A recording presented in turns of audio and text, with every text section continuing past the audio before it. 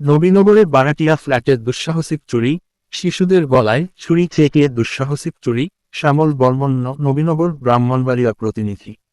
ব্রাহ্মণবাড়িয়া জেলার নবীনগর পৌরসদরের পশ্চিম পাড়া ২ নম্বর ওয়ার্ডের গোল মসজিদের পাশে একটি বারাটিয়া ফ্ল্যাটের দুঃসাহসিক চুরির ঘটনা ঘটেছে। মঙ্গলবার রাত আনুমানিক ৮টার দিকে মৃত মোজাম্মেল হকের বিল্ডিংয়ের একটি ভাড়া ফ্ল্যাটে চুরির ঘটনা ঘটে।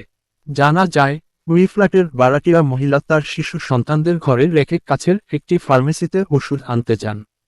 এই সুযোগে অজ্ঞাত চোর চক্র ঘরে প্রবেশ করে, শিশুদের গলায় ছুরি ঠেকিয়ে ভয়ভীতি দেখায় এবং ঘরে থাকা নগদ প্রায় ৭০,০০০ টাকার একটি মোবাইল ফোন লুট করে নিয়ে যায়। ঘটনার পরপরই বারাটিয়া নবীনগর থানা পুলিশকে ফোন করলে পুলিশ দ্রুত ঘটনাস্থলে পৌঁছে পরিস্থিতি পরিদর্শন ও প্রাথমিক তদন্ত কার্যক্রম সম্পন্ন করে।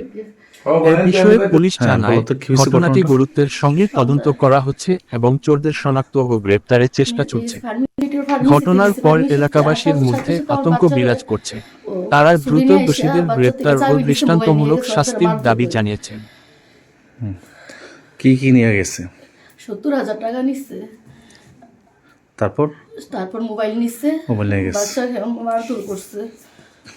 আচ্ছা, এখন কি পুলিশকে অবগত করছে বিষয়গুলো? জি, পুলিশকে জানানো হয়েছে। জানানো হয়েছে না? পুলিশ আসছে? জি, পুলিশ আসছে।